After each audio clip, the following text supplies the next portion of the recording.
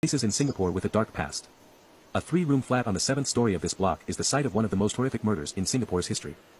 In 1981, medium Adrian Lim, 39, conducted rituals involving blood, drugs and sex in this flat, killing a 9-year-old girl and 10-year-old boy with the help of his wife and his mistress. The trio were said to have also drunk the blood of their victims. News reports say the girl was drugged, sexually assaulted, strangled and her body dumped in a large bag at the foot of a block. The boy was reportedly drowned and his body was found near a hedge. A trail of blood led to Lim's flat, which contained crucifixes, blood-stained Hindu and Taoist idols, and a book on witchcraft. Another report said there were also pills and hypodermic syringes, and a newspaper article on human sacrifice. The trio were found guilty of the murders and hanged on Nov. 25, 1988. 1987, a Catholic family bought the flat for $28,600 and moved in. They were aware of its dark history, but considered it lucky as they struck for D the month they moved in. One of the family members, Mr. Desmond Tan, said in an interview in 1993, "My mum said this house was lucky. Basically, we don't believe in ghosts or things like that." Property records show the unit changed hands again in 2005. When this reporter visited, no one came to the door. Mr. James Ng, 67, who lives next door, says the current owner had rented the unit out to foreigners in recent years, but it is now vacant. A retired shipping clerk, who was living there at the time of the murders, says, "Even though we share a wall with the unit, we are not affected by what happened there. What is over is over. Life goes on."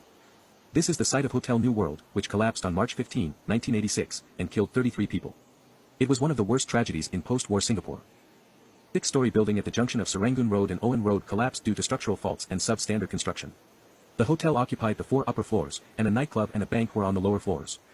News reports say that at about 11 a.m. that day, some occupants heard loud sounds and felt a few tremors, but continued going about their business. At about 11:25 am, the building fell, shrouding the area in plumes of dust. In less than a minute, it was reduced to rubble and not a single wall was left standing. A rescue operation with more than 500 staff from the Singapore Civil Defence Force, Fire Service and Singapore Armed Forces, as well as foreign experts, lasted 4 days, and 17 survivors were pulled out from the rubble. In 1994, the 7-story Fortuna Hotel opened on the site and still stands today.